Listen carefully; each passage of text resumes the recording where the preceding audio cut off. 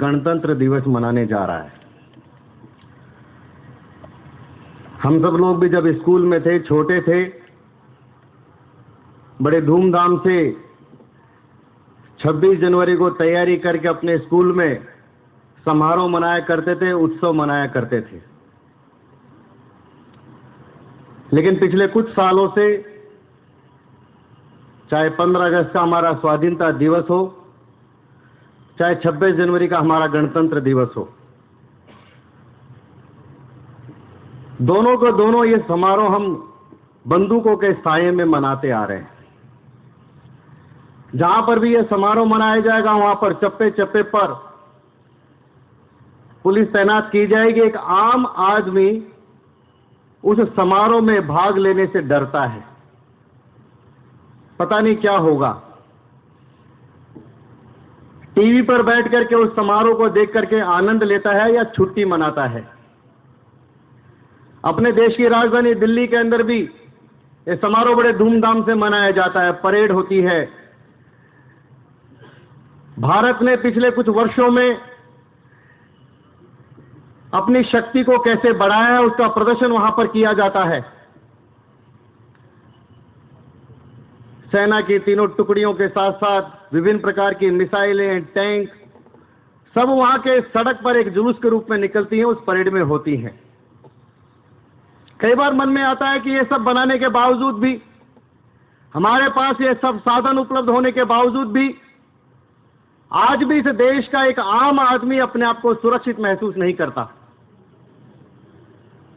हम अपने बंदूकों के साये में इस देश के अंदर तिरंगे को फहरा रहे होते हैं। जब एक आम आदमी के मन के अंदर प्रश्न खड़ा होता है कि क्या वास्तव में यह मेरा देश भारत और मैं सुरक्षित हूं क्या? अरुण शौरी ने कहा है कि जिस प्रकार से किसी पेड़ के चारों तरफ कितनी भी वायर फेंसिंग हम कर लें, कितनी भी बाड़ लगा लें, लेकिन अगर उस पेड़ के अंदर दीमक लग चुकी है तो एक दिन वह पेड़ को खोखला कर देगी और वो पेड़ गिर जाएगा। इसी प्रकार से हम अपने देश की सीमाओं पर चाहे कितनी सेना लगा लें, कितने टैंक लगा लें, कितने शस्त्र वहां पर दे दें, लेकिन आज अपने देश के अंदर जो यह आंतरिक सुरक्षा को खतरा इस आतंकवाद के रूप में हुआ है, जो हमारे इस देश को अंदर ही अंदर खोखला कर रहा है, सीमाओं की सुरक्षा के बजाय देश के अंदर होने वाला यह आतंकवाद आज ज्यादा खतरनाक है। जब भी देश की सुरक्षा की बात करते हैं तो मुद्दा आता है कि देश की बाहर की सुरक्षा कैसी है, हमारी सीमाएं कितनी सुरक्षित है, हम अंदर से आंतरिक सुरक्षा हमारी कैसी है। आज अंदर और बाहर की सुरक्षा में दोनों में कोई विशेष अंतर नहीं रहा, क्योंकि बाहर से भी कोई आदमी बैठकर रिमोट कंट्रोल के माध्यम से हमारी देश की सुरक्षा को नियंत्रित कर सकता है, देश के अंदर किसी भी प्रकार की घटना को अंजाम दे सकता है। हजारों किलोमीटर दूर बैठकर के भारत के अंदर वो आतंकवादी घटना कर सकता है। इसलिए वह अंदर और बाहर की सुरक्षा का दोनों का कोई विशेष अंतर दिखाई नहीं देता। ऐसा लगता है कि आज हम सब भारत के लोग एक युद्ध भूमि के अंदर खड़े हुए हैं। हम आतंकवाद के साथ लड़ रहे हैं, आतंकवाद के साथ जूझ रहे हैं और इस आतंकवाद के साथ जी भी रहे हैं। 26 नवंबर को हमारे देश की एक बड़े प्रमुख शहर मुंबई पर आतंकवादी हमला हुआ। लोगों ने कहा कि यह भारत पर पहली किस्म का हमला है, यह भारत को आर्थिक रूप से नुकसान पहुंचाने के लिए आर्थिक राजधानी पर किया गया हमला है। यह मुंबई पर नहीं, भारत पर हमला है। यह भारत का 9/11 हो गया। ऐसे कई प्रकार के टाइटल देकर चर्चा इस देश में मुंबई के हमले के समय हुई। निसंदेह मुंबई पर हुआ हमला भारत पर हमला था, बड़ा हमला था। 60 घंटे तक हमारे कमांडो, पुलिस, सेना 10 आतंकवादियों से लड़ती रही। पूरा देश टीवी पर देखता रहा कि क्या हो रहा है। पूरा देश स्तब्ध था कि क्या हो गया इस देश के अंदर। ये इसलिए एक बड़ा हमला था, निश्चित रूप से हम सबके सामने एक प्रश्न खड़ा करने वाला हमला था। लेकिन क्या इससे पहले भारत में जितने भी हमले हुए, जितने भी आतंकवादी घटनाएं हुई, क्या वो भारत पर हमले नहीं थे? क्या संसद पर हुआ हमला भारत पर हमला नहीं था? क्या जयपुर के अंदर, दिल्ली के अंदर, हैदराबाद में, अहमदाबाद में, वाराणसी के अंदर, त्रिपुरा के अंदर, आसाम के अंदर, जहां जहां पर भी बम विस्फोट हुए, निर्दोष बेगुनाह लोग मारे गए, क्या वो भारत पर हमले नहीं थे? वो भी भारत पर हमले थे। इसलिए अपने देश के अंदर कई बार एक विषय चलता है, जब भी कोई इस प्रकार की घटना, कोई हमला होता है तो हमारे देश में एक बहस शुरू होती है। हम इन घटनाओं को, इन बातों को नजरअंदाज करने लगते हैं, सच को दबाने का प्रयास अपने देश में हम करते हैं। जैसे पिछले दिनों ब्रिटेन के विदेश मंत्री ने आकर के मुंबई के हमले को कश्मीर के साथ जोड़ा कि भारत में आतंकवाद इसलिए है क्योंकि कश्मीर की समस्या है। कभी भारत में आतंकवाद को हम कश्मीर के साथ जोड़ते हैं, कभी 1947 में देश के विभाजन के साथ जोड़ते हैं, कभी इस देश में हम 6 दिसंबर 1992 में अयोध्या में हुए बाबरी ढांचे को ढहाने के साथ आतंकवाद के बढ़ने को जोड़ते हैं, कभी इस देश में हम गोधरा और गुजरात के दंगों के साथ में आतंकवाद को जोड़ते हैं। जब भी कोई घटना होती है इस प्रकार की चर्चा बहस हमारे देश में शुरू हो जाती है। मुंबई का हमला हो चाहे दिल्ली का हमला, हम सबको इन कड़ियों के अंदर, एक कड़ी के अंदर इन सब आतंकवादी घटनाओं को देखना पड़ेगा। ये सब एक कड़ी के हिस्से हैं। आखिर ऐसे कौन लोग हैं जो भारत पर निरंतर बार बार हमला कर रहे हैं? भारत पर कोई हमला कश्मीर 1947 के कारण से नहीं हो रहा, कोई गोधरा, गुजरात, अयोध्या के कारण से भारत पर आतंकवादी हमला नहीं हो रहा। हमें उस मानसिकता को समझना पड़ेगा कि ये मानसिकता आखिर कौन है जो भारत पर बार बार हमला करती है। हमें उस विध्वंस की मानसिकता को पहचानना पड़ेगा, उस कड़ी को वहां से जोड़ना पड़ेगा। महमूद गजनी, औरंगजेब, तैमूर लंग, चंगेज खां जैसे उस समय से जो इस देश के अंदर विध्वंस की जो मानसिकता जो बार बार उस समय से हमला कर रही है, उसी कड़ी के अंदर भारत में फिर ये हमले हो रहे हैं। उस समय कोई औरंगजेब था, कोई अकबर था, कोई महमूद गजनी था। आज कोई ओसामा बिन लादेन है, कोई अजहर महसूद है। नाम बदले हैं, चेहरे बदले हैं, मानसिकता नहीं बदली। वही विध्वंस की मानसिकता जो हजारों सैकड़ों साल पहले सोमनाथ पर हमला करती थी, अयोध्या, मथुरा, वाराणसी पर वही विध्वंस की मानसिकता हमला करती थी। यह वही मानसिकता है जो बामयान के अंदर बुद्ध की प्रतिमाओं का अपमान करती है। यही वही विध्वंस की मानसिकता है जो अमेरिका के अंदर वर्ल्ड ट्रेड सेंटर पर हमला करती है। यह वही मानसिकता है जो लंदन, इंडोनेशिया, बाली के अंदर बम के धमाके करती है। वही विध्वंस की मानसिकता है जो पूरे दुनिया के अंदर अपनी उस मानसिकता के कारण से हमले करते हुए दिखाई दे रही है। पूरी दुनिया में हमले हो रहे हैं, भारत में भी हमले हो रहे हैं। हमको समझना पड़ेगा कि आखिर ये विध्वंस की मानसिकता क्यों बार बार हमले करती है। हमारे यहां पर जब भी कोई हमला होता है तो हर बार उस पुरानी बात को भूल करके कुछ नई बात अपने देश के अंदर हम लोग शुरू करते हैं। कई बार लगता है कि अपना देश, अपना यह समाज एक जो आत्मविस्मृति की बीमारी है, अपने आप को भूलने की जो बीमारी है, उस बीमारी से ग्रस्त इस प्रकार का अपना देश और समाज दिखाई देता है। पिछले दिनों एक पिक्चर आई, हम सब ने देखी होगी, आमिर खान की गजनी पिक्चर है, बहुत पॉपुलर है। कुछ दिनों के अंदर 1 करोड़ बिलियन डॉलर का उसने व्यापार बिजनेस किया है। उस गजनी फिल्म का hero Aamir Khan short memory loss बीमारी का एक मरीज होता है। हर 15 मिनट के बाद उसकी मेमोरी चली जाती है, याददाश्त चली जाती है। अपनी जेब के अंदर हमेशा वो एक अलार्म रखता है जो 15 मिनट के बाद हमेशा आवाज करके, अलार्म दे करके उसको बताता है कि तुम्हारी मेमोरी जाने वाली है, तुम्हारी मेमोरी आने वाली है। जिस प्रकार से उस गजनी के हीरो को वह अलार्म बार बार याद दिलाता है, अपने देश में आज इस देश और समाज में रहने वाले लोगों को यह बार बार बम विस्फोट जो इस देश में हो रहे हैं वो एक अलार्म का काम करते हैं। उसके कारण से बार बार हमारी मेमोरी वापस आती है। हाँ, अच्छा मुंबई पर हमला हुआ था, अच्छा उससे पहले दिल्ली में भी हुआ था, अच्छा उससे पहले जयपुर में भी हुआ था, उससे पहले अहमदाबाद में भी हुआ था। यानी हर एक हमला हमको अपनी पुरानी उस घटना को, पुरानी उस कड़ी को याद दिलाता है। हमारा देश और समाज ये इस एक बीमारी से बड़ा ग्रसित दिखाई देता है। एक साहित्यकार ने कहा है कि जो कौम अपने पर हुए अत्याचार को भुला देती है उस कौम का कभी भला नहीं होता।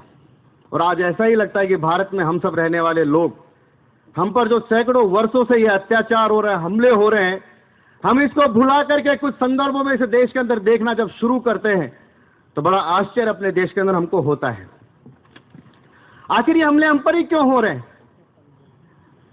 कौन लोग हैं जो हम पर हमले कर रहे हैं? हमको मालूम नहीं है। हमला करने वाले कोई ये छोटे मोटे लोग नहीं है, कोई छोटे मोटे अपराधी नहीं है, कोई जेब कतरे टाइप के अनपढ़ गंवार लोग भारत पर ये हमला नहीं कर रहे, दुनिया में हमला नहीं कर रहे। ये सब पढ़े लिखे लोग हैं, युवा हैं, समझदार हैं, कमिटेड हैं, जो अपने उस विचार के लिए, जिस विचार के लिए वो लड़ रहे हैं, उस विचार के लिए वो अपनी जान भी दे रहे हैं और दूसरों की जान भी ले रहे हैं। आखिर ऐसा कौन सा विचार है जो इस प्रकार के पढ़े लिखे युवाओं को गाजी और मुजाहिद बनने के लिए प्रेरित करता है? आतंक पहले भी इस देश के अंदर था। आतंक से हम वर्षों से लड़ते आ रहे हैं, लेकिन जब से इस आतंक के साथ में वाद जुड़ गया, विचार जुड़ गया, आइडियोलॉजी जुड़ गई, जब से यह आतंकवाद ज्यादा खतरनाक हो गया। आतंक से हम निपट सकते हैं, हमारी पुलिस भी निपट सकती है, सेना भी निपट सकती है, बंदूक से उस आतंक को समाप्त किया जा सकता है, लेकिन आतंक के साथ जुड़े हुए इस विचार, उस आइडियोलॉजी को बंदूक की नोक से समाप्त नहीं किया जा सकता, क्योंकि वह आइडियोलॉजी, वह विचार नए नए लोगों को जन्म देती है, नई पीढ़ी को जन्म देती है और निरंतर फैलता रहता है। इसलिए आतंक के साथ जुड़े उस वाद को अगर समाप्त करना है तो उसके आधार पर उस विचार को, उस विचार की लड़ाई के माध्यम से हमको हराना पड़ेगा। उसको बंदूक से उस विचार को हम समाप्त नहीं कर सकते। और ये विचार जिसके बारे में मैंने कहा कि ऐसा कौन सा विचार है जो उस युवा को और गाजिर मुजाहिद बनाने के लिए प्रेरित करती है, तो विचार है दुनिया में इस्लामिक आतंकवाद का, इस्लामिक फंडामेंटलिज्म का, इस्लामिक विस्तार का,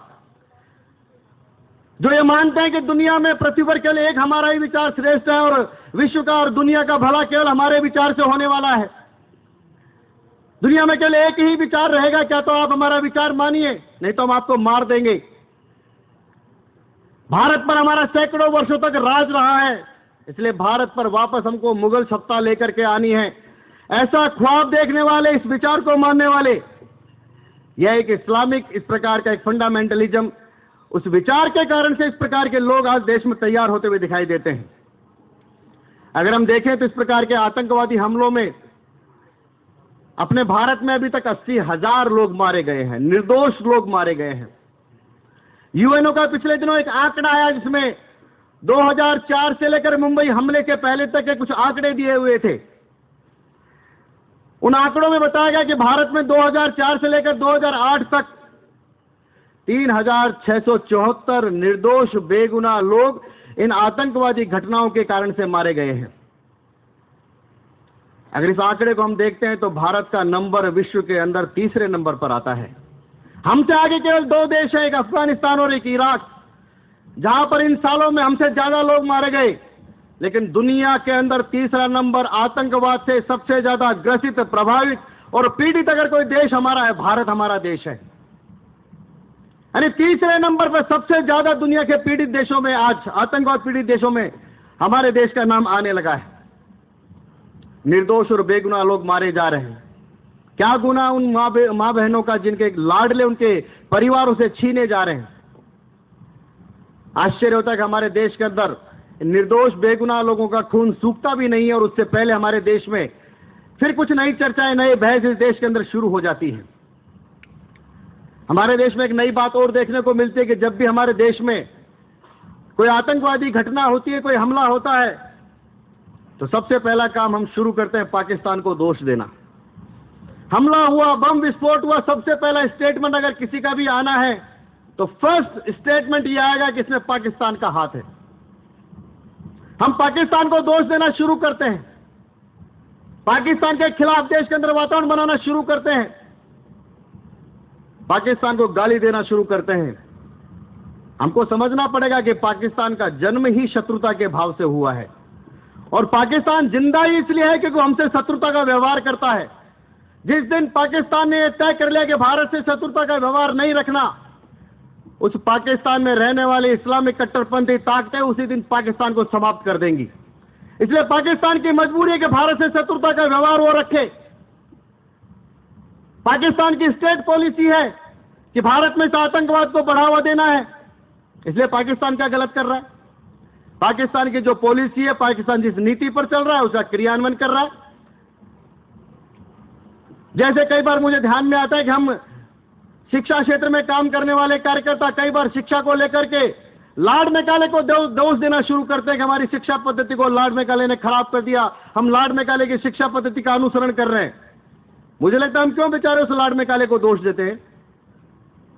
लार्ड मैकाले को जो करना था उसका उद्देश्य था कि भारत में काले अंग्रेज पैदा करने हैं, इसलिए मुझे उस प्रकार की शिक्षा भारत में लानी है। लार्ड मैकाले ने वो करके दिखाया। भारत में वो शिक्षा पद्धति लागू की जिससे इस देश में काले अंग्रेज पैदा हुए। दोष लार्ड मैकाले का नहीं है, दोष हमारा है कि देश की आजादी के बाद उस लार्ड मैकाले की शिक्षा पद्धति को हम बदल नहीं पाए। पाकिस्तान को दोष देने से कुछ नहीं होगा, दोष हमारा है कि हम बार बार पाकिस्तान को अवसर दे रहे हैं कि हमारे देश के अंदर वो इस प्रकार की आतंकवादी घटनाओं को अंजाम दे। उसका तो काम यही है, वो हमारे आमने सामने युद्ध नहीं लड़ सकता। 4 बार युद्ध में हमसे हार चुका है। आईएसआई के चीफ हामिद गुल कहते हैं कि भारत से केवल हमारा एक रिश्ता है और वो है शत्रुता का। जब उनकी पॉलिसी वो है, वो जानते हैं कि युद्ध लड़ने से हम जीत नहीं सकते, तो छद्म युद्ध के माध्यम से, आतंकवाद के माध्यम से भारत पर हमला करना यह उसकी आवश्यकता भी और नियति भी है। चीन के एक बहुत बड़े दर्शन शास्त्री हुए मिस्टर सेन जू, उन्होंने कहा कि किसी देश को युद्ध में पराजित करना यह कोई बहुत बड़ी उपलब्धि नहीं है।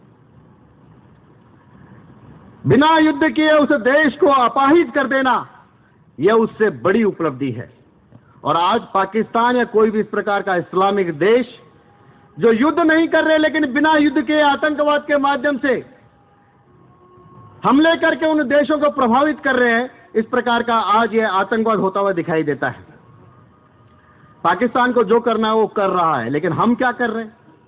हमारी सरकार क्या कर रही है? जब भी देश में कोई आतंकवादी घटना होती है तो इस प्रकार का देश के अंदर एक माहौल, एक जुनून खड़ा किया जाता है। पाकिस्तान के खिलाफ बयानबाजी, आरोप प्रत्यारोप का दौर शुरू हो जाता है। देश का कोई भी नागरिक पूछने की हिम्मत नहीं करता कि भाई ठीक है, पाकिस्तान ने तो हमला किया है, वो ठीक है, लेकिन भारत की सरकार ने क्या किया है, हमने क्या किया है, हमारा यह देश सुरक्षित रहे इसके लिए हमने क्या प्रयास किया है। अगर कोई ये पूछने की हिम्मत कर बैठता भी है तो पूरे देश में उसके खिलाफ एक वातावरण शुरू होता है। आतंकवाद का विरोध या प्रश्न पूछने वाले को इस देश में सांप्रदायिक कहकर चुप कराने का प्रयास किया जाता है। विचार करना पड़ेगा कि आखिर इस सब में हम क्या कर रहे हैं, हमारी सरकार क्या कर रही है। मुंबई हमलों के अंदर जब 200 निर्दोष लोगों की शहादत हुई, उसके बाद हमारी सरकार कानून बनाती है। उसके बाद इस देश के अंदर कोई सुरक्षा एजेंसी बनाई जाती है। पाकिस्तान के खिलाफ रोजाना आए दिन बयानबाजी का दौर चल रहा है। पाकिस्तान को अब हम जवाब देंगे, ये करेंगे, वो करेंगे, पाकिस्तान को कार्रवाई करनी पड़ेगी। इस प्रकार का देश के अंदर एक पाकिस्तान के खिलाफ जुनून बनाने का प्रयास किया जा रहा है। यानी कितने इससे पहले कितनी इनोसेंट किलिंग इस देश के अंदर हुई होगी, लेकिन मुंबई के हमले के बाद हम इस देश में कानून बनाने और एजेंसी बनाने का विचार करते हैं।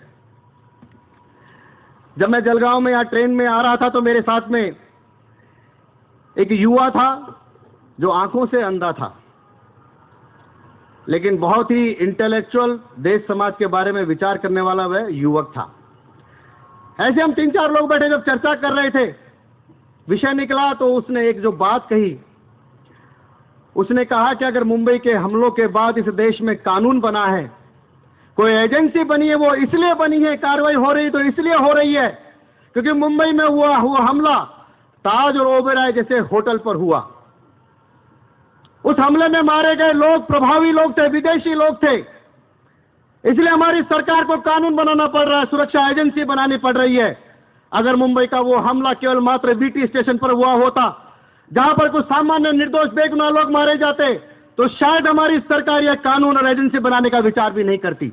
यह उस देश का वो बैठा हुआ अंधा युवक एक विश्लेषण करता है कि यह भी क्यों हुआ है, क्योंकि वहां मारे गए लोग जो ताज रोबराय में मारे गए वो प्रभावी लोग थे, अमीर लोग थे, विदेशी लोग थे, इसलिए हमारी सरकार ने यह कार्रवाई की। अब कानून बनाया जा रहा है, पहले पोटा कानून क्यों हटाया गया? कई बार मन में प्रश्न आता है कि भारत सबसे ज्यादा आतंकवाद से पीड़ित देश होने के बावजूद इस देश में आतंकवाद को रोकने के लिए कोई कानून नहीं है, आतंकवादियों पर कार्रवाई करने के लिए कोई कानून नहीं है। यूपीए सरकार आई तो सबसे पहला काम उसने ये किया, उसने कहा कि जो पोटा कानून है, ये पोटा कानून सेकुलर नहीं है, कम्युनल है, इसलिए इस कानून को हम हटाएंगे। और उसने हटाकर कहा कि हमारी सबसे बड़ी उपलब्धि है, पोटा कानून मुसलमानों के विरोध में है। अगर पोटा कानून मुस्लिम विरोधी है, कम्युनल है, तो जो नक्सली और जो माओइस्ट इस देश के अंदर हिंदू थे जिनको पकड़ा गया, जिनके ऊपर पोटा कानून लगाया गया, तो वो फिर कैसे मुस्लिम एंटी मुस्लिम कानून हो गया? लेकिन इस देश में कांग्रेस और वामपंथी लोगों ने प्रचार किया पोटा के खिलाफ, और वो पोटा कानून इस देश के अंदर हटा दिया गया। हमने टाटा कानून भी मुंबई के हमलों के बाद हटा दिया, मुंबई बम विस्फोट के बाद, 93 के बाद हटा दिया। यानी आज इस देश में कानून नाम की कोई चीज नहीं है। यानी कोई आतंकवादी पकड़ा जाएगा तो उस पर क्या कार्रवाई की जाएगी? बनारस के बम विस्फोट का मुख्य अभियुक्त वलीउल्लाह खां को जब गिरफ्तार किया गया, उसके ऊपर मुकदमा चला, उसका परिणाम हुआ कि उसको 10 साल की सजा हुई। 10 साल की सजा जब उसको जज ने सुनाई तो वलीउल्लाह खां बहुत मुस्कुराता हुआ बाहर निकला, उसके चेहरे पर मुस्कुराहट थी। यानी इस देश में निर्दोष बेगुनाह लोगों को मारने वाले उस आतंकवादी को हमारी कोर्ट केवल 10 साल की सजा इसलिए सुनाती है कि इस देश में उस आतंकवाद के खिलाफ कोई कठोर कानून नहीं था। वहां पर लचर दलीलें दी गई, कोर्ट के अंदर बहस की गई, परिणाम हुआ कि वलीउल्लाह खां आज 10 साल के बाद इस देश के अंदर वह आतंकवादी छूटकर फिर इस देश में सड़कों पर होगा। यानी इस प्रकार के हम पोटा कानून को हटाकर, टोटा कानून को हटाकर नए कानून लाने की आज हमारी सरकार पहल करती है, एजेंसी बनाने का प्रयास करती है। पिछले 1.5-2 वर्षों से ज्यादा इस देश में जो जगह जगह पर बम विस्फोट हुए, आतंकवादी हमले हुए, वो सरकार और स्थानीय प्रशासन, खुफिया तंत्र, सबके सब इन सब बातों में असफल हुए हैं। लेकिन आज तक सरकार ने किसी एक भी ऑफिसर के खिलाफ कार्रवाई नहीं की। सरकार चाहती है कि आतंकवाद को रोकना चाहती है, तो हमको इन सब लोगों की जवाबदारी तय करनी पड़ेगी, उनके खिलाफ कार्रवाई करनी पड़ेगी जो इस प्रकार की देश में हो रही बार बार घटना के लिए जिम्मेदार है। हमारे अपने देश में आतंकवादियों के 800 से ज्यादा ठिकाने हैं, और ये मैं नहीं कह रहा, ये आंकड़ा मेरा नहीं है, ये भारत सरकार के जो सुरक्षा के सलाहकार है उन्होंने माना है कि भारत में 800 से ज्यादा ऐसे ठिकाने हैं, ऐसे केंद्र हैं जहां पर इन देश में इन आतंकवादियों को मदद मिलती है, सहायता मिलती है। आइडेंटिफाई इस प्रकार के लोग हैं। हमारी सरकार पाकिस्तान से मांग करती है कि पाकिस्तान में आतंकवादियों पर कार्रवाई हो, पाकिस्तान में आतंकवादियों पर कार्रवाई होनी चाहिए। लेकिन भारत में जो 800 ठिकाने और जो हजारों आतंकवादी भारत में ट्रेनिंग लेकर घूम रहे हैं, हमारी भारत की सरकार उन पर कार्रवाई क्यों नहीं करती? उन पर कार्रवाई नहीं करेंगे, पाकिस्तान में बैठे हुए आतंकवादी पर कार्रवाई होनी चाहिए। हम अपने देश में इस प्रकार की 20 आतंकवादियों की लिस्ट बनाकर हमारा देश, हमारी सरकार पाकिस्तान को सौंपती है कि 20 आतंकवादी हमको सौंपे जाए, दाऊद इब्राहिम सौंपा जाए, अजहर मसूद सौंपा जाए, ऐसे 20 एक आतंकवादियों की लिस्ट हमारी सरकार पाकिस्तान को सौंपती है कि आतंकवादी पाकिस्तान में है, इनको भारत को सौंपा जाए। लेकिन हमारे देश के अंदर ही ये जो आतंकवादी बैठे हैं, संसद के हमले का आरोपी अफजल गुरु को जिसको सुप्रीम कोर्ट ने फांसी दे दी है, वो आज इस देश के अंदर जिंदा क्यों है? कई बार मन में प्रश्न आता है कि हमारे देश के अंदर बैठे हुए इन आतंकवादियों को हम सजा दे नहीं रहे, उल्टे हम पाकिस्तान से 20 आतंकवादियों को बुलाकर इस देश के अंदर रखना चाहते हैं। आखिर हम करना क्या चाहते हैं? हमारी सरकार कम से कम अपने देश के अंदर जो ठिकाने हैं, जो उनके स्थान बन चुके हैं, चाहे वो हैदराबाद में हो, चाहे केरल हो, चाहे जामिया हो, चाहे आजमगढ़ हो, उन सब पर हमला करना, उन ठिकानों पर हमला करके इस देश के अंदर जो स्लीपिंग सेल्स का एक जो नेटवर्क बना है, उस स्लीपिंग सेल्स के नेटवर्क को हम खत्म क्यों नहीं करना चाहते? कई बार लगता है मन में कि भारत के अंदर स्लीपिंग सेल्स जो फैली हुई है, स्लीपर इस प्रकार के आतंकवादियों का एक नेटवर्क बना हुआ है, आज सबसे बड़ा स्लीपर सेल ऐसा मुझे लगता है कि अपने देश में, हमारी देश की दिल्ली राजधानी के अंदर बैठा हुआ प्रधानमंत्री का कार्यालय नॉर्थ ब्लॉक आज सबसे बड़ा स्लीपर सेल दिखाई देता है, जिसको ये सब बातें दिखाई नहीं देती कि भारत के अंदर जो इस प्रकार के ठिकाने उन पर हमला क्यों नहीं करते, उन आतंकवादियों के खिलाफ हम कार्रवाई क्यों नहीं करते। उनको भारत के ये स्लीपिंग सेल, क्योंकि वो खुद आज उस स्लीपिंग के एक मूड में जिसको ये सब दिखाई नहीं देता। हम दुनिया से मांग कर रहे हैं कि पाकिस्तान को आतंकवादी देश घोषित किया जाए। क्या भारत ने पाकिस्तान को आतंकवादी देश घोषित कर दिया? क्या हमने पाकिस्तान से सारे राजनयिक संबंध समाप्त कर लिए? क्या हमने पाकिस्तान से अपने सारे व्यापारिक संबंध समाप्त कर लिए? क्या पाकिस्तान से हमने अपना राजदूत वापस बुला लिया? हमारे यहां पर जो राजदूत है उसको वापस भेज दिया? हम कुछ नहीं कर रहे, हम दुनिया से मांग कर रहे हैं कि पाकिस्तान को आतंकवादी देश घोषित करो। भारत सरकार क्यों नहीं करती? भारत सरकार पहल करे कि पाकिस्तान आतंकवादी देश है, हम कहते हैं, हम मानते हैं, हमारे लिए है, लेकिन भारत सरकार ये नहीं कर रही। दुनिया से मांग कर रही है कि पाकिस्तान को आतंकवादी देश घोषित करो। मुंबई के हमले में जो आतंकवादी कसाब पकड़ा गया, उस कसाब का बयान लिया गया और उस बयान को सबूत के तौर पर पाकिस्तान को दिया गया।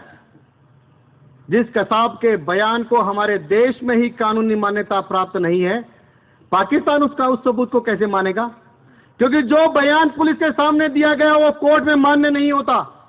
हमारे देश का संविधान और कानून कहता है, तो कैसे उस कसाब के कानून को पाकिस्तान उसको मान्यता दे देगा? लेकिन हम उस कसाब के बयान को सबूत के रूप में दे रहे हैं।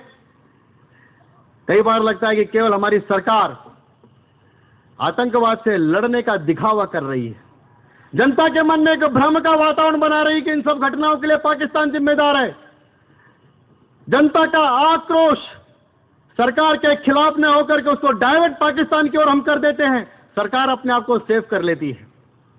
जनता के अंदर इस प्रकार का एक दिखावा, एक भ्रम का वातावरण आज इस प्रकार का एक करते हुए सरकार अपनी अक्रमण्यता को छुपा रही है, अपनी कमजोरी को छुपा रही है, अपनी जिम्मेदारी से भागती हुई दिखती है। आतंकवाद का मुकाबला कोई इस प्रकार के कमजोरी दिखाने से, भाग जाने से, बहस करने से, चर्चा करने से आतंकवाद का मुकाबला नहीं होगा। आतंकवाद का मुकाबला इससे नहीं होगा कि सर प्लीज उसने मुझे थप्पड़ मार दिया, आप कुछ करिए। आज हमारा देश यही कर रहा है। हम बार बार विदेशी में अमेरिका के पास जाकर के कह रहे हैं, सर प्लीज हमारी मदद कीजिए, पाकिस्तान ने मुझे थप्पड़ मार दिया। इस प्रकार से इस देश में से आतंकवाद समाप्त नहीं हो सकता। आतंकवाद को अगर समाप्त करना है तो अर्जुन की तरह गांडीव को उठाकर उसकी टंकार बजानी पड़ेगी, जब उस आतंकवाद को हम समाप्त कर सकते हैं। हम इस देश के अंदर दशहरा इसलिए नहीं मनाते कि भगवान श्री राम की पत्नी सीता का अपहरण हो गया और भगवान राम उस समय पड़ोसी राज्य में जाकर के राजाओं से विनती कर रहे थे कि रावण मेरी पत्नी सीता का अपहरण करके ले गया, प्लीज आप मेरी कुछ मदद कीजिए। हम दशहरा इसलिए मनाते हैं कि भगवान श्री राम ने उस रावण को समय देकर समझाने के बावजूद भी जब वो रावण नहीं समझा, तो उसी रावण का वध करके जब भारत के अंदर लौट करके आते हैं, उस खुशी के अंदर हम इस देश के अंदर दशहरा मनाते हैं। हम कोई विनती नहीं करते, हमारे सामने देश में मर्यादा पुरुषोत्तम श्री राम का उदाहरण है। इसलिए 1000 से ज्यादा सालों से उस रावण का पुतला जलाकर उस भगवान श्री राम के उस कर्तृत्व को याद करते हैं कि ये हमारे देश के महापुरुषों ने किया था। उन्होंने कोई विनती नहीं की थी, पड़ोसी राज्यों में जाकर के वहां जाकर अपनी एप्लीकेशन नहीं दी थी, सबूत नहीं दिए थे, किसी अमेरिका को जाकर नहीं रोया था। लेकिन आज हमारी सरकार, हम इस प्रकार के एक मिडिल मैन की भूमिका में अमेरिका को शामिल कर रहे हैं। अमेरिका की अपनी पॉलिसी, अपनी नीति है, उसका अपना स्वार्थ है। जैसे 2 लोगों की लड़ाई के अंदर, 2 बिल्लियों की लड़ाई के अंदर जो एक बंदर की भूमिका होती है, आज अमेरिका उसी प्रकार से 2 बिल्लियों की लड़ाई में बंदर की भूमिका निभाता हुआ नजर आता है। यह वही अमेरिका है जिसने उस तालिबान को पाला पोसा बड़ा किया, और जब उस तालिबान ने अमेरिका पर हमला किया, उस दिन उस अमेरिका को समझ में आया। उससे पहले इस भारत देश में कितना आतंकवाद से कितने घाव हमारे यहां पर लगे, कितने निर्दोष लोग मारे गए। हम चिल्लाते रहे, कहते रहे, दुनिया के किसी देश को समझ में नहीं आया। लेकिन जब अमेरिका पर 9/11 को हमला हुआ तो पूरे दुनिया को यह इस्लामिक आतंकवाद समझ में आ गया। दुनिया को ध्यान में आ गया कि इस्लामिक इस आतंकवाद की भयावता क्या है। हमारे घाव, हमारी पीड़ा किसी को दिखाई नहीं दी। अमेरिका को पीड़ा हुई और अमेरिका को घाव हुआ तो पूरी दुनिया को आतंकवाद समझ में आ गया। वह अमेरिका तालिबान पर हमला करता है, इराक पर हमला करता है, तुरंत बदला लेने का प्रयास करता है, और भारत केवल स्टेटमेंट देता है कि हम पाकिस्तान के खिलाफ हमला करेंगे तो तुरंत वहां की विदेश मंत्री हमारे देश में आकर सुलह कराने का प्रयास शुरू कर देती है।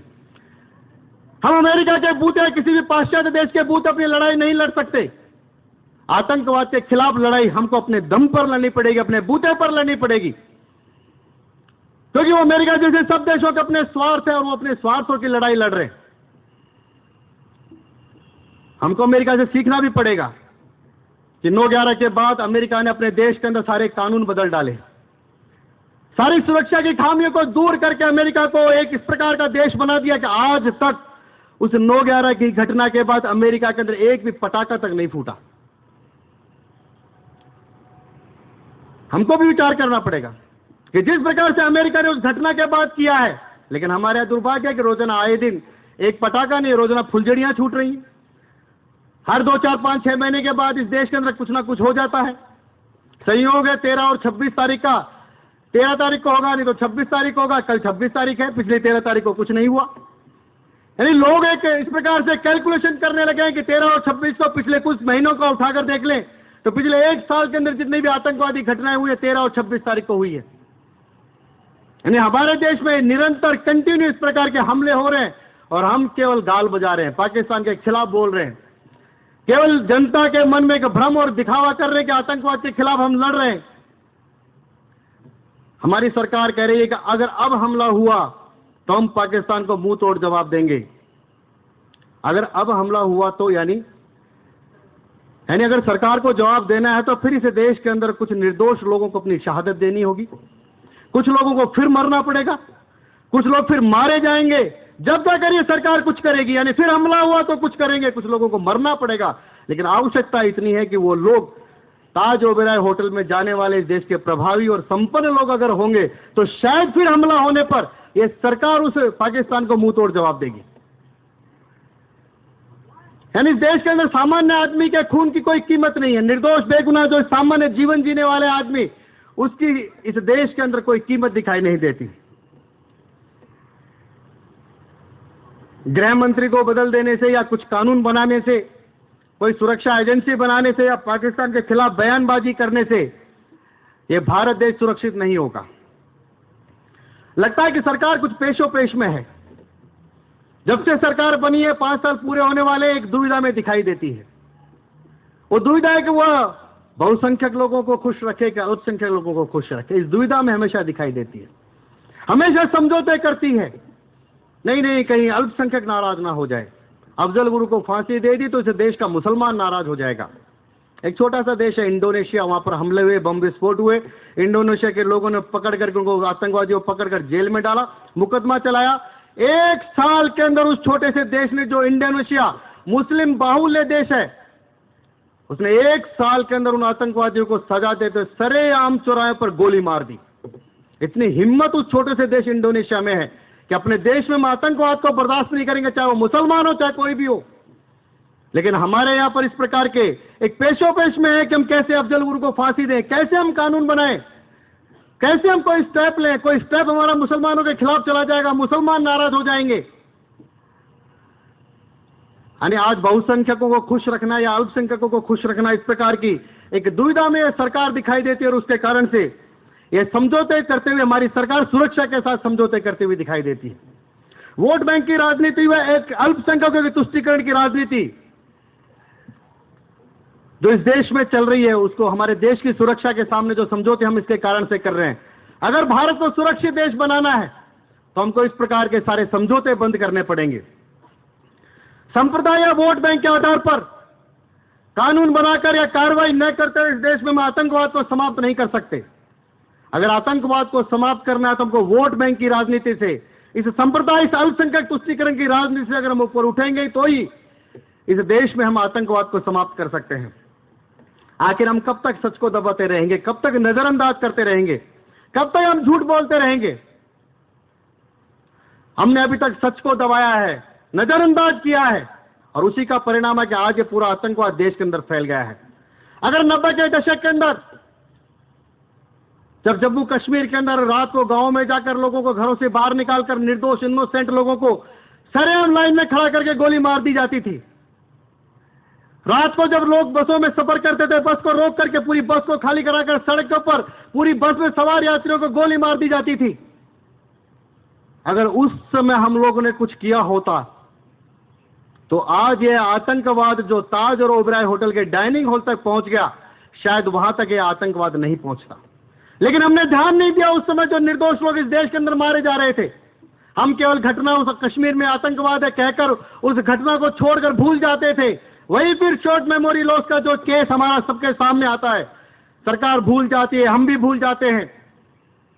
जिस बीमारी के हम शिकार हैं, उस बीमारी के शिकार के कारण से आज यह आतंकवाद पूरे भारत के कोने कोने तक पहुंच गया है। आज लगता है कि हमको हमारी वो है सहिष्णुता छोड़नी पड़ेगी। हमको कई बार बड़ा मजा आता है जब दुनिया हमको कहती है कि भारत सबसे बड़ा शांति प्रिय देश है, सहिष्णु देश है। आज दुनिया से हमको शांति प्रिय देश और सहिष्णुता का सर्टिफिकेट नहीं चाहिए। आज भी देश में आवश्यकता है हमको कि दुनिया का सबसे बड़ा असहिष्णु देश अगर कोई है तो भारत देश है। इस प्रकार की एक इमेज भारत में जब हम बनाएंगे तो शायद आतंकवाद को इस देश से हम समाप्त कर पाएंगे। हमको दुनिया का सबसे बड़ा असहिष्णु देश बनने का सर्टिफिकेट लेने की आज आवश्यकता है। यह समय कोई भारत में कोई राधे राधे करने का नहीं है, राधे राधे करके भजन और गीत गाने का नहीं है। ये लगता है कि इस देश की वर्तमान परिस्थिति में अब हम सबको उस सुदर्शन चक्र को याद करने की आवश्यकता है। अगर उस सुदर्शन चक्र को याद करेंगे तो शायद उस माध्यम से हम उस आतंकवाद को समाप्त कर पाएंगे। उस प्रकार का एक आत्मविश्वास उसके कारण से जो हमारे आएगा तो शायद कुछ बातों को ठीक इस दिशा में हम ले जा पाएंगे। अगर आज हमारे देश में अगर हम देखें तो किसने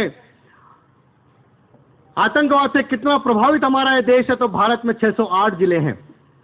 इन 608 जिलों में से 231 जिले भारत के आतंकवाद से प्रभावित हैं, यानी 1/3 भारत आज इस आतंकवाद का शिकार है। 1911 में जिन्हें लाल बाल पाल का हमने नाम सुना होगा, उनमें से जो एक विपिन चंद्र पाल थे, 1911 में जब उनसे किसी ने पूछा, मैं उनका नाम भूल रहा हूं जिन्होंने उनसे पूछा था,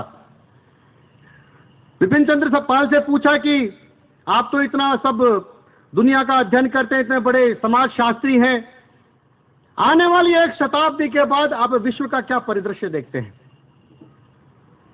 तो विपिन चंद्र पाल ने कहा कि मुझे लगता है कि आने वाले 100 साल के बाद जो विश्व का एक परिदृश्य होगा, उस परिदृश्य में 3 बड़ी ताकतें, बड़ी प्रभावी ताकतें इस दुनिया में दिखाई देंगी। एक उन्होंने कहा व्हाइट लोग, व्हाइट यानी अमेरिका और यूरोप में जो रहने वाले श्वेत गोरे लोग हैं, उनकी एक ताकत इस दुनिया में उभरती हुई दिखाई देगी। दूसरा उन्होंने कहा कि जो इस्लाम को मानने वाले इस्लाम पंथी लोग हैं, उनकी भी एक ताकत, उनका भी एक प्रभाव इस दुनिया में उभरता हुआ दिखाई देगा। और तीसरी जो ताकत होगी वो मंगोलियंस की, यानी चीन, जो चीन के लोग हैं उस प्रकार के, यानी मंगोलियंस के लोगों की इस प्रकार की एक ताकत, यानी ये तीनों ताकतें आने वाले 100 साल के बाद पूरे दुनिया में एक प्रभाव अपना बनाएंगी। इस प्रकार का उस समय विपिन चंद्र पाल ने 1911 में का, आज से 100 साल पहले उस समय कहा था। अगर आज हम दुनिया को देखते हैं तो ध्यान में आता है कि आज ये तीनों ताकतें, तीनों विचार, तीनों प्रकार के लोग आज दुनिया में अपना प्रभाव बढ़ाते हुए दिखाई देते हैं। आज ये तीनों प्रकार के विचार, अगर हम व्हाइट को विचार, अमेरिका और यूरोप के विचार का बात करें तो जो एक ईसाई मत को मानने वाले लोग हैं, एक जो इस देश में इस्लाम के विचार को मानने वाले लोग हैं, एक जो इसमें वामपंथी, नक्सली, माओइस्ट इस प्रकार के इस विचार को मानने वाले, यानी ये 3 विचार आज पूरी दुनिया में धीरे धीरे अपना प्रभाव बढ़ाते हुए दिखते हैं। हमारे देश की सुरक्षा के बारे में जब हम सोचते हैं तो हमारा भारत देश बहुत सुरक्षित देश था। वो था इस कारण से क्योंकि ऊपर हमारे हिमालय था और नीचे हमारे सागर था। भारत के बहुत बड़े ये 2 कारण थे जिससे भारत एक सुरक्षित राष्ट्र के रूप में था। ऊपर हिमालय हमारी सुरक्षा करता था, नीचे सागर हमारी सुरक्षा करता था।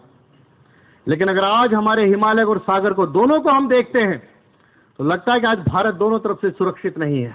पूरा का पूरा हिमालय आज अशांत दिखाई देता है। अफगानिस्तान से लेकर म्यांमार तक अगर हम चले जाए तो पूरा हिमालय में आज हिंसा गतिविधि दिखाई देती है, आतंकवाद दिखाई देता है। अफगानिस्तान, पाकिस्तान, नेपाल, उससे आ जाए तो भूटान, बर्मा, पूर्वांचल, जितने भी देश हिमालय की पट्टी में दिखाई देते हैं वो सारे के सारे आज हिंसा से ग्रस्त हैं। यानी आज हिमालय शांत नहीं है। हिमालय आतंकवाद की चपेट में आ गया। जो हमारी सुरक्षा करता था, आज वो पूरा हिमालय अशांत दिखाई देता है। जो सागर हमारी सुरक्षा करता था वो सागर भी आज सुरक्षित नहीं है।